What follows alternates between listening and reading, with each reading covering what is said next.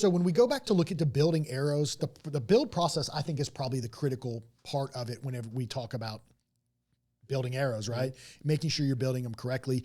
And for us, whenever we look at all of these shafts, all of these great arrows that are out there, I think if you don't build them correctly or you don't take your time on building it, kind of where you can run into issues, right? So from the way you cut your arrows to you square your arrows to you prep them, to prepping for fletchings, I think there's a process that you need to work through and you need to take your time with. And for us, like whenever we cut, we use a good saw whenever we cut our arrows. I've seen guys out there talking about using a Dremel, which is insane to me, just as far as consistency goes. But maybe if you made an awesome jig to hold that Dremel, cool. But I would make sure you use a good saw on it. And then the big thing is squaring the front of the arrow, and for some people, squaring the rear of the shaft. Just so that your components line up like they should. And we see the biggest issue when it comes to outsert systems, right? Because if that arrow's not square, you can have the straightest, you can have the elite shafts, you could have the match grade from Easton, your 1000 straightness. If the ends aren't square and your components don't marry up flush like they should, you're going to see wobble in that shaft. And that's one thing that we have noticed with some of the aftermarket components, or with people not building arrows correctly or taking the time to build them, is the arrow will be fantastic, but there'll be a wobble as soon as you put that that insert on there, and your flight is going to be off. It's going to negatively impact the flight of your arrow. Yep. So one thing that you can help to do to mitigate that is, obviously, like you said, making sure you're squaring it, doing the prep work correctly, but also before you start gluing everything, put your components on there, spin it and see, and then you can actually kind of insert tune is what we call that. So you can actually spin that and see if that does make a change at all. So if you need to sand down, or another tip you can do is after you cut it, get a gray Sharpie, mark the end of the carbon that you cut, square that, and then see if it is actually squaring it completely, because it'll take off that Sharpie mark too. Yeah, those are really, really great points. But I mean, that's honestly just going really deep into it. Like, I don't know if you need to go necessarily that far. Just like I said, if anything, just put your insert in there, spin it, see if it is, and then you turn it and see if it is still spinning straight. I think that's where hot melt is so great too.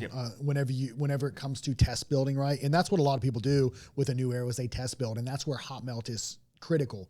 One, you need to be cautious with hot melt. You're not overly heating the shaft, because that will degrade that carbon. Yes, it will. And you need to, as soon as you do that, that's when you start getting arrows that break, they're inconsistent and whatnot. So you need to heat it up just enough to get it warm to where you can slide that insert in and it seats.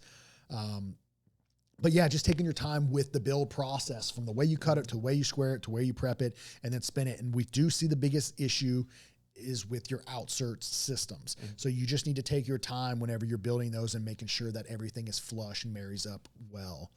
Because if not, you'll just have bad arrow flight. Same thing with your hit insert. Whenever you go to put hit inserts in your shafts, right, that's that hidden insert within the Easton system. Those little inserts that are recessed, they are to be recessed within the shaft. You got to use the little tool, whether you use the Easton's tool or the aftermarket tool from Iron Will. You got to press that insert all the way down in there. You need to make sure it sets and that it doesn't push back out, because we've seen that issue too, where you kind of get an air pocket, excuse me, and that insert pushes back out, and then your actual tips or your broadheads won't be flush and recess into the shaft as deep as they need to be. So again, you can take your knocks out to eliminate that issue, but you just need to make sure that you push that in all the way whenever it comes to building anything that requires a hit insert. So, or deep six or anything like that. Deep six, anything like that recessed into the shaft, which I'm a huge fan of. I love the hit insert system. I think it is incredibly tough. I think it makes an arrow, as far as spinning goes, simple. You don't have an outsert system on there that could wobble. Again, just very durable.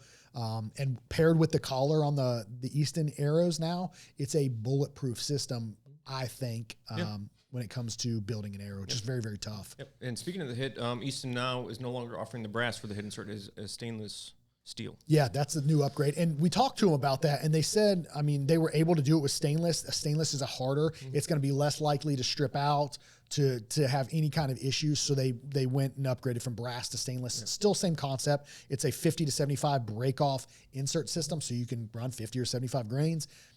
So same overall weight, same concept, just a little bit more durable. So I think that's just a great addition. I'm a huge fan of the insert or the hit insert, especially the app that 50 grains typically on like a 5.0 or something like that. It's great. But you want to talk about durable, and Axis 5 mil paired with a hit insert with a collar on it, dude. That is untouchable arrow. That is going to be an arrow that you could shoot plenty of deer with. The ultimate arrow, yeah.